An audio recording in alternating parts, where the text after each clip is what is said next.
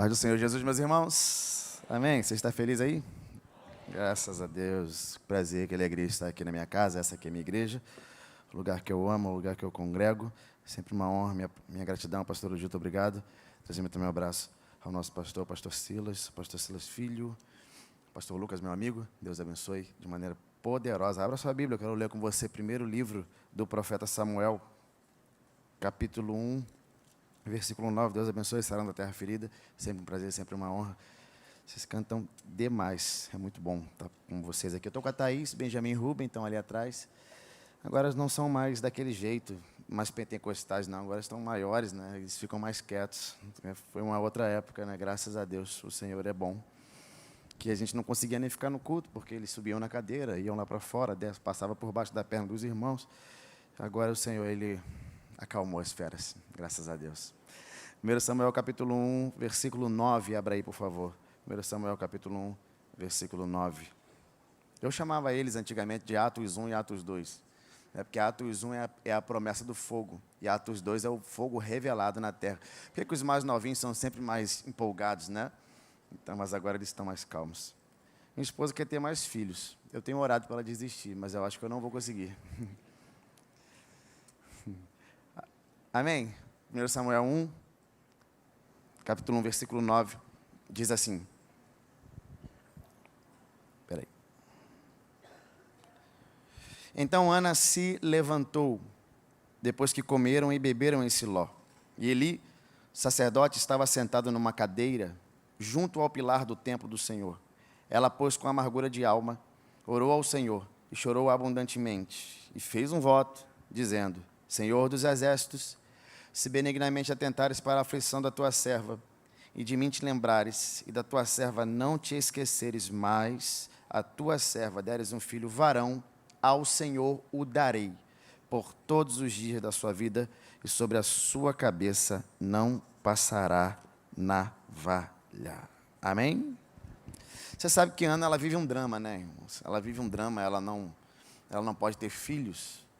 E se hoje a gente tem a gente enxerga isso como algo que não é bom, uma mulher hoje em dia que não pode ter filhos sofre, nessa época aqui, então, você pode colocar um sofrimento dobrado, por causa da cultura, por causa do contexto, porque uma mulher que não podia ter filhos nessa época, ela não dava continuidade à sua descendência. É por isso que as pessoas diziam que ela era uma mulher amaldiçoada, porque a sua descendência não continuava na terra. E é também por isso que o homem poderia casar com uma outra mulher, para que ela pudesse continuar, perpetuar o nome dele. E é por isso que o marido de Ana, esse homem chamado Elcana, ele casa com Penina. Pastor, pode piorar? Pode, porque Penina começa a gerar, e ela não para, irmão. Ela gera um atrás do outro. Pastor, pode piorar? Pode, porque Penina, além de gerar e ser uma segunda esposa, ela também afronta, ela perturba, ela fustiga a Ana, ela faz mal a ela. Pastor, pode piorar? Pode, porque além dela ser uma segunda esposa, além dela gerar demais e além dela perturbar, Ana não gera porque tem problema genético, não é? Ana não gera porque sofreu acidente, Ana não gera porque está doente, Ana não gera porque Deus não quer. O texto diz que o Senhor cerrou a madre dela. Só que você precisa entender que a visão de cerrar do homem é diferente da visão de cerrar de Deus.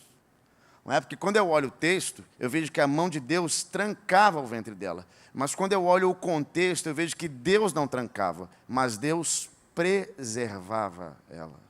Eu imagino quantas vezes você não reclamou, não achou ruim, porque algo não aconteceu, porque uma porta não abriu. Quantas vezes você não ficou chateado porque esperava viver uma coisa que não viveu. Quem sabe você não disse: eu sou dizimista, eu sou ofertante, eu sou filho de Deus, porque isso aconteceu, porque essa doença bateu na minha porta, porque esse problema chegou na minha casa, porque eu passei a viver tudo isso. Eu esperava estar assim no final do ano, mas estou assim. Eu esperava viver isso, mas não vivi. Quantas vezes a gente vai reclamando, e talvez murmurando, e talvez questionando, e talvez repensando sobre a nossa vida, sobre o nosso cristianismo, sobre a nossa vida com Deus, mas eu preciso te dizer algo aqui: Deus não maltratou você, Deus preservou você. Porque se você fosse gerar naquela época, ia gerar algo prematuro, algo que ainda não está formado, é algo que você não ia ter condição de administrar. Então Deus te dá uma trancada de vez em quando, tranca alguns ventres, dá uma freada em você, coloca você um pouco mais atrás, faz você ficar um pouco mais aqui, para você aprender a gerar com Ele, na hora dEle, do jeito dEle, da maneira dEle, no momento dEle. Eu tenho uma boa notícia para te dar: o mesmo Deus que tranca é o mesmo Deus que abre. O mesmo Deus que joga para trás é o mesmo Deus que joga para frente. O Deus que abate é o Deus que exalta. O Deus que faz você ficar esquecido é o mesmo Deus que te promove. Que bom que você veio aqui nessa quinta da vitória. Eu tenho uma boa notícia para te dar: ventres serão abertos aqui nessa noite. Se prepare para gerar alguns milagres ainda esse ano. Se prepare para viver algumas coisas poderosas aí. Será que tem alguém para receber isso aqui? O ano ainda não acabou. Se você carrega uma promessa no teu coração e ainda está queimando, se prepare. Deus vai te surpreender. Será que tem alguém para receber isso aqui? Eu acredito no Deus que abre madres. Eu acredito no Deus que surpreende. Eu acredito no Deus que faz você gerar coisas poderosas. Eu estou sentindo a presença dele aqui. Uou. Quem foi que trancou o ventre dela, irmão? Hã? Então quem pode abrir? Entenda uma coisa: os problemas que eu tenho aqui embaixo, eu resolvo lá em cima. É por isso que você não vai para o confronto, você vai para o joelho. É por isso que você não vai bater boca, você vai orar. É por isso que você não vai ficar postando textão na internet, você não tem tempo para isso. Você consegue entender que nós estamos fazendo uma grande obra e não temos tempo para descer, para discutir com quem não merece nossa discussão? Você consegue entender que os nossos problemas aqui embaixo nós não resolvemos aqui? Eu lembro que eu morava aqui num sobrado em Olaria, irmão. Minha esposa não sabia onde eu morava, porque eu tinha vergonha de falar para ela onde era. Ela falava assim: você não mora por aqui? Eu falava: é nessa região aqui, ó. Aí, faltando umas 3 semanas para casar, ela falou: você não vai me falar onde é que a gente vai morar? Aí eu falei: vamos lá. É porque era muito alto. Tinha uma escada que subia, uma que virava, uma que subia, parecia um castelo do Harry Potter. Aí ela foi, subiu, virou, subiu, virou, subiu, virou, e falou: é alta aqui, né? Aí eu falei: é. Aí ela falou aquela frase maravilhosa. Ela disse: mas quando a gente ama, a gente mora em qualquer lugar. Eu falei: ô glória. A gente casou, no mês seguinte ela falou assim: o que você acha da gente se mudar daqui? Eu falei: tá bom, vamos sim. Aí a gente começou a procurar uma casa, encontramos a casa. Ela falou assim: vai lá embaixo, fala com a dona do imóvel. A dona do imóvel morava lá embaixo, mas lá embaixo mesmo, lá embaixo ela morava. Aí a gente descia a escada e lá embaixo era a dona do imóvel que a gente morava. Tinha algumas casas que até chegar na minha. E eu fui lá, falei com ela. Falei: olha, eu quero agradecer o tempo que eu fiquei aqui. Daqui a 1 mês e meio eu vou me mudar. Estou pagando mês de aluguel, estou pagando mais um adiantado. Fica tranquilo, vou pintar tudo, vai dar tudo certo. Ela falou assim: ai, que bom. Botou o dinheiro no bolso e falou assim: mas você pode sair a hora que você quiser, mas eu preciso que você me dê mais 1 mês de aluguel. Eu falei: 3 meses? Eu tenho não. Já paguei a outra casa, já paguei de mudança. Aí ela falou assim: então você é caloteiro. Aqui não deve ter não, aquelas mulheres que falam balançando assim. Aqui não tem, aqui na Penha não tem não. Aqui a gente, todo mundo aqui. Ela: mentiroso, caloteiro, não vale nada, crente, diz que é crente. Começou a falar mais alto, os vizinhos começaram a ouvir.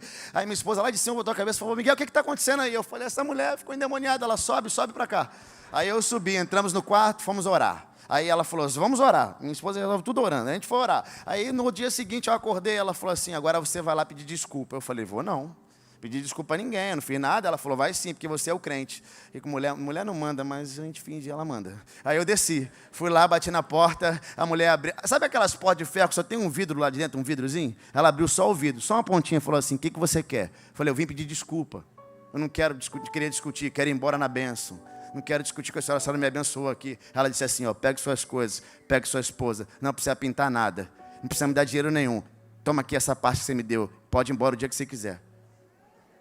Eu fiquei olhando para ela, eu não sou curioso, mas eu quis perguntar. Eu falei: o que houve que a senhora ontem estava com raiva, agora a senhora está me liberando assim? E ela disse assim para mim: é porque eu nunca mais eu quero passar uma noite como essa que eu passei. Quando ela disse isso, eu ouvi a voz do Espírito Santo no meu coração dizendo: Miguel, enquanto você dormia, eu guerreava as tuas guerras. Eu tenho uma palavra profética para quem entrou aqui no limite. Deus viu e está entrando. Tem alguém para receber? Isso é profético.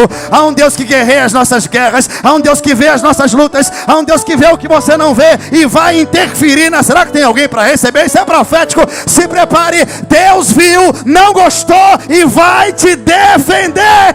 Uou!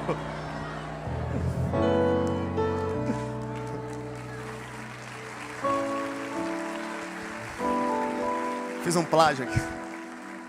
Agora você precisa entender uma coisa. O que é, pastor? É porque o texto diz que Ana chorava e não comia. E deixa eu te falar algo aqui. Chorar e não comer não muda nada. Por quê, pastor? Porque Deus não reage a desespero. Entende isso aqui? Atitudes desesperadas não movem a mão de Deus. Ela chora e não come. Ela está numa condição de vítima. E isso não move os céus. Porque o que move os céus são mudanças de atitudes. O que faz o céu reagir é a forma como você reage àquilo que está acontecendo na sua vida. Sabe aquela coisa ruim, a forma que você reage, a resposta que você dá para o problema faz o céu reagir a teu respeito. Porque se você quer uma mudança, você muda primeiro e as coisas mudam depois. É assim que o céu reage. Pastor, entendi. Deus é movido à mudança de atitude, à ousadia, à fé, exato. E nós somos movidos aqui. Vou te falar uma frase aqui que parece ter uma heresia, mas não é não. Antes que o pastor olhe para mim. Se tudo estiver perfeitamente bem na nossa vida, dificilmente nós chegaremos aonde Deus quer nos levar.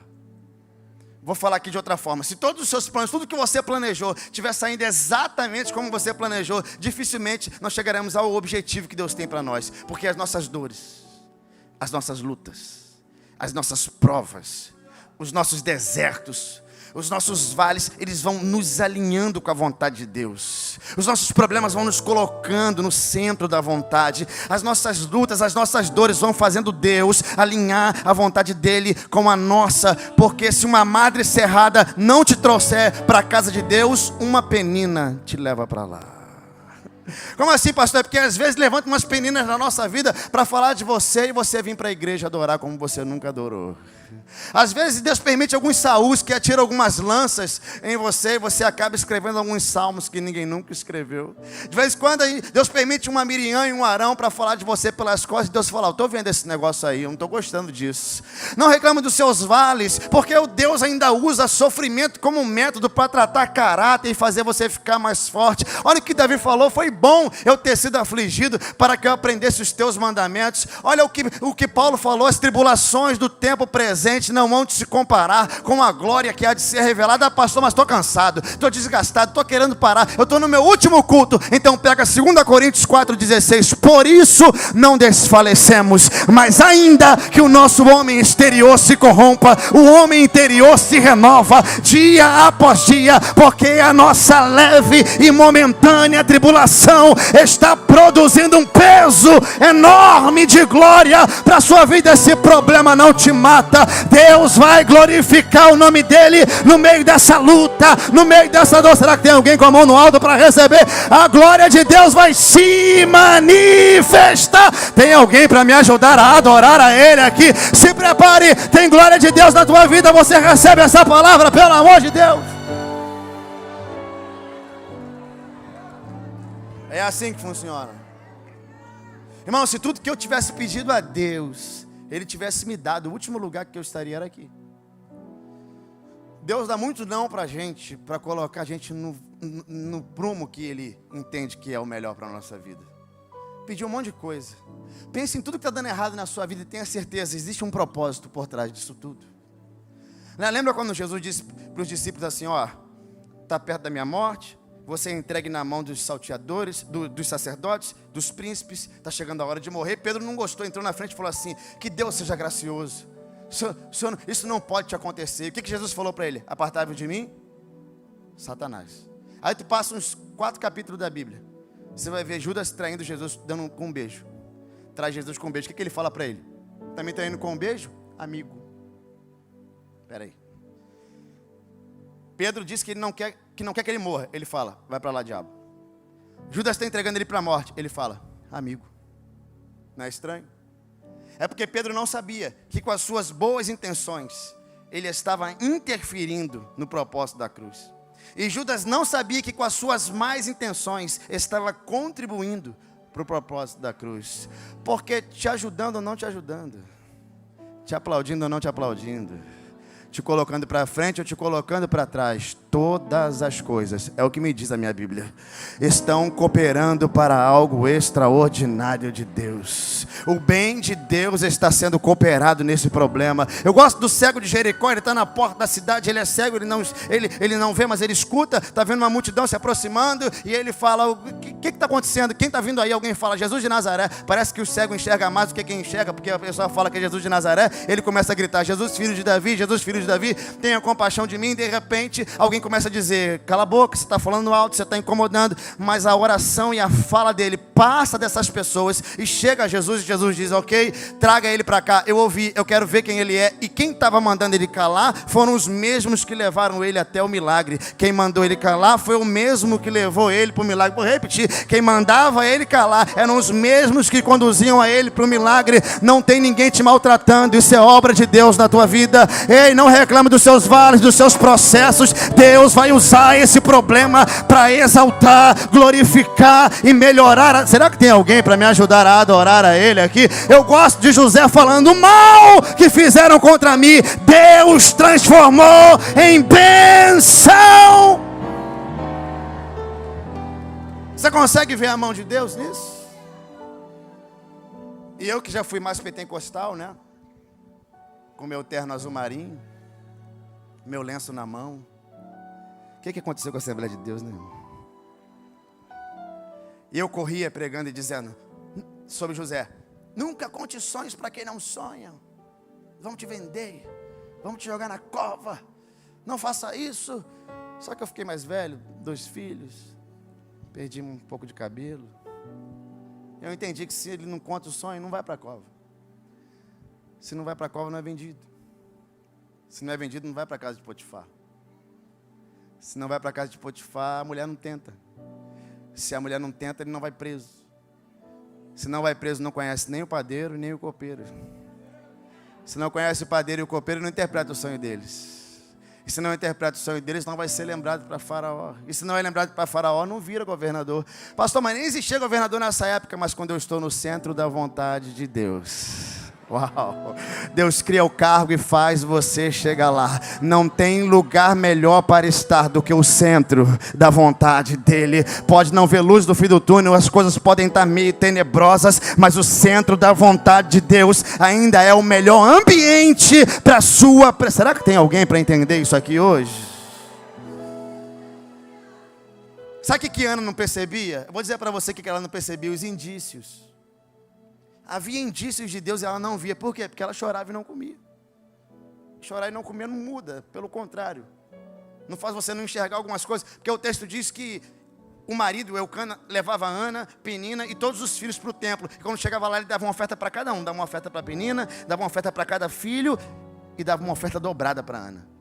Ana não gerava, mas tinha oferta dobrada. Ana não era a mãe que ele queria que ela fosse. Oferta dobrada.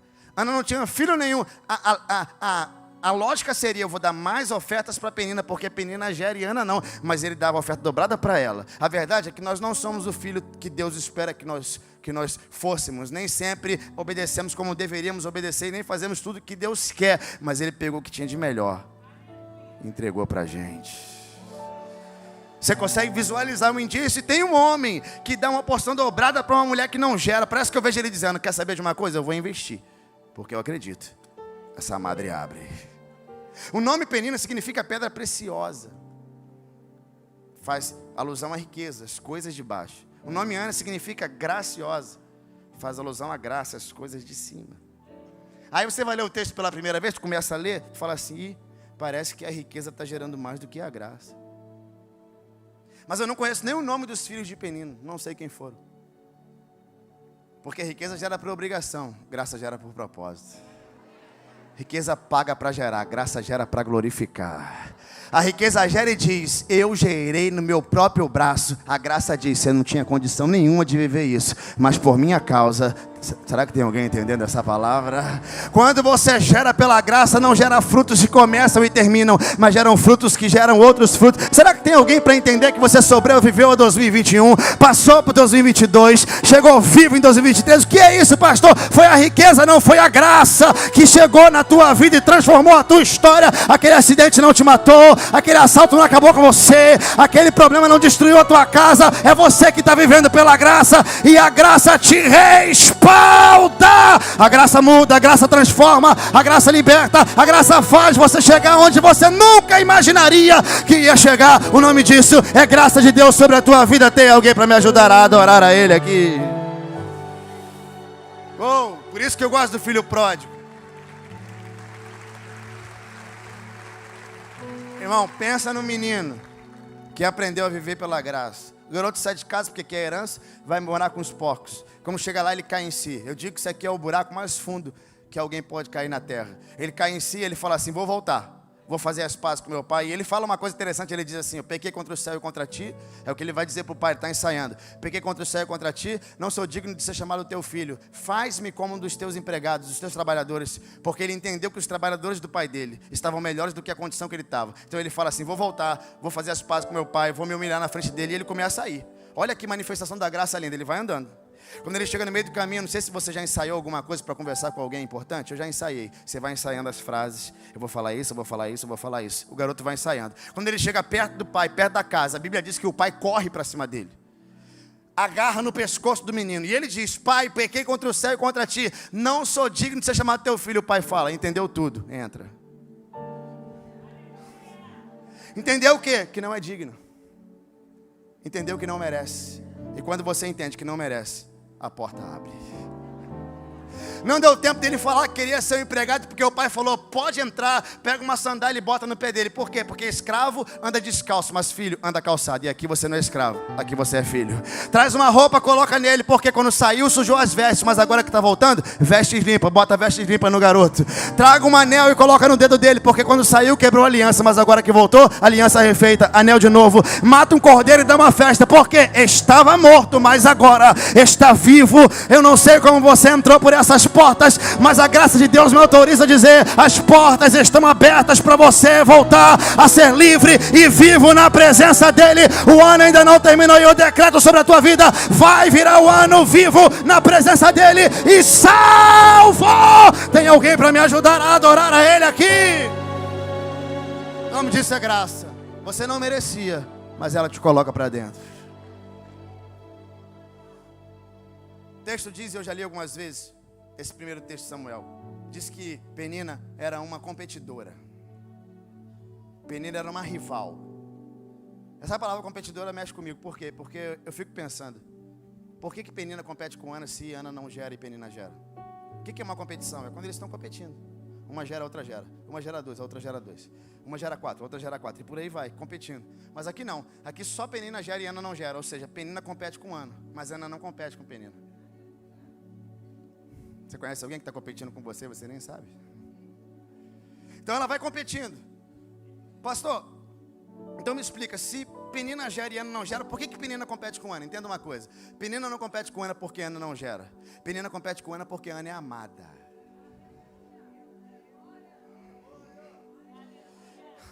E ela sabe que se ela gerar tudo que Penina fez vai ser menor do que aquilo que ela vai fazer, porque tudo que é gerado em amor é diferente. Aí o que Penina faz? Ela humilha. Penina faz o papel do inimigo direitinho. Qual é? É te colocar nesse lugar de chorar e não comer. Você fica aí, você não consegue. A tua idade já passou. Você não vai conseguir, você não vai conseguir isso. Você não tem inteligência para isso. Você não tem conhecimento. Você não consegue. Seu ventre está fechado. O inimigo vai colocando ela naquele lugar, naquele ambiente. O inimigo faz isso. Ele quer colocar você ali, naquele lugar de vítima, de chorar e não comer. Aquele lugar onde você diz: coitado de mim, eu não tenho mais jeito. Eu nasci numa família assim, eu não tenho mais como chegar lá, eu não vou conseguir. E você vai se vitimando, e ele gosta disso, de te colocar nesse ambiente de vítima. Mas é por isso que eu gosto. 1 Samuel, capítulo 1, versículo 9. Ana se levantou. levantou. Eu vou repetir isso aqui. Ana se levantou, mandou um recado para o mundo espiritual e falou: coitadinha, jamais. Chorar e não comer não é mais para mim. Eu não dou mais ouvido à voz dela. Eu ouço a voz daquele que me chamou Será que tem alguém para reagir a essa palavra? Hoje você não sai daqui prostrado. Não importa o que o inimigo disse para você antes de você entrar por essas portas. Hoje você levanta. Acabou esse tempo de coitadinho para sua vida. E ela levantou e fez o que você fez. Foi para o templo e fez um voto e disse: Senhor dos exércitos, se o Senhor atentar para a minha aflição hoje, e de mim te lembrares, e da tua serva não te esqueceres, e me deres um filho varão, ao Senhor o darei por todos os dias da sua vida. Irmão, pensa numa oração inteligente. A Bíblia diz que a gente não recebe porque pede mal. Mas pensa numa oração inteligente. Porque se você ler Samuel 3, 1 Samuel 3, você vai ver que o templo está corrompido. As coisas não estão muito boas lá. Os filhos dos sacerdotes cometem pecados na porta da igreja Ofni e Finéias. O texto diz que eles são filhos de Belial. E o texto também diz que todo mundo na região sabia, inclusive Ana, porque era da região. Você imagina ela olhando para o templo e falando assim: cara, acho que Deus precisa de um profeta para resolver isso aqui. Bom, se Deus precisa de um profeta, eu preciso de um filho. Se o Senhor me der um filho, eu te devolvo um profeta. Você consegue entender? Que processos que vão glorificar o nome de Deus movem o mundo espiritual a teu favor. O que é isso? Pastor, eu quero muito ser promovido. Se é para a glória dele, se prepare, vai ser. Pastor, eu quero chegar a tal lugar. Se é para a glória dele, se prepare, vai chegar. Pastor, eu quero viver isso aqui, mas eu quero que Deus seja exaltado no meio disso aqui. Então se prepare. O céu sempre vai responder quando a glória de Deus não é tocada pelo homem, mas entregue totalmente para ele. Eu gosto daquilo que Bill Johnson diz, pastor. Ele fala assim, que quando ele recebe um elogio na igreja, alguém fala assim: pregou muito. Ele fala amém. Quando ele chega em casa, ele vai para o quarto, fecha a porta e fala assim: Senhor, me deram lá na igreja um negócio que é teu, estou te devolvendo. Não encoste naquilo que não é teu, mas transfere para ele. Se prepare, porque Deus é bom em pagar e paga bem. Eu lembro que eu pegava o metrô para trabalhar. Eu não tenho nenhuma palavra para te definir o que é o metrô. O metrô, só se você pega a BRT você me entende. E eu morava na Pavuna, aquele lugar maravilhoso. Eu pegava o metrô no ponto final. Eu desci em São Cristóvão, irmão. Pensa num negócio surreal. Você não tem trabalho no metrô. Como assim? Você fica na porta parado. A porta abre, eles te colocam para dentro. Pastor, se der vontade de coçar o pé, não faça isso. Porque se você levantar, alguém... E para descer, pastor? Simples, só tu falar, eu vou na próxima. Porque milhares de pessoas também vão. Então os mesmos que te colocaram para dentro são os mesmos que vão te colocar para fora. Quando eu pegava na última, sabe o que eu fazia? Eu ia primeiro na frente, sentava, depois eu voltava à estação, só para ir sentado. É uma técnica que quem mora na Pavuna conhece. Uma estratégia. E aí eu fazia isso, acordava mais cedo, pegava a fila, ia e voltava, só para ir sentado. Fazia isso na sexta-feira, porque trabalhava em pé, ficava muito cansado. Aí um dia eu fiz isso, fui, voltei e sentei. Quando eu sentei, o ar estava daquele jeito, que tu bota casaco. Eu falei, que maravilha. E tinha uma pilastra perto de mim, encostei a cabeça, falei assim: eu só acordo quando Deus quiser. Encostei a cabeça, quando eu olhei para o lado, irmão, entrou aquela irmã. Eu acho que ela estava gerando trigêmeos, irmão. Eu sentado, olhei e falei: ela não vai vir para cá, não vai vir para cá, não vai vir para cá, não vai vir. Mas quanto mais eu falava, eu atraía ela. Ela falou: ela não vai vir para cá, ela veio, irmão. Ela encostou a barriga na minha cabeça, assim, Eu olhei para cima e falei: oi, quer sentar? Ela falou: não estava nem pensando nisso, mas já que o senhor falou, sentou. E eu fui para onde? Ferro. O ferro é lugar de reflexão, irmão. Tu nunca refletiu no ferro, não? Eu já. Quando você não está dormindo fazendo assim, né? Você está pensando. Aí eu estou lá, com a mão no ferro. E o que você pensava, pastor? Por que, Jesus? Ela não acordou cedo igual a mim. Ela não enfrentou a fila que eu enfrentei. Ela entrou na minha frente e sentou no meu lugar. Eu falei: Senhor, por que isso está acontecendo? E quando eu disse isso, Deus falou: olha para o lado. Eu olhei, tinha aquele papelzinho colado, sabe, assento para gestante. E eu falei: e daí? E Deus falou: é porque ela está gerando, Miguel. Eu falei: e daí? E Deus falou: quem gera tem prioridade.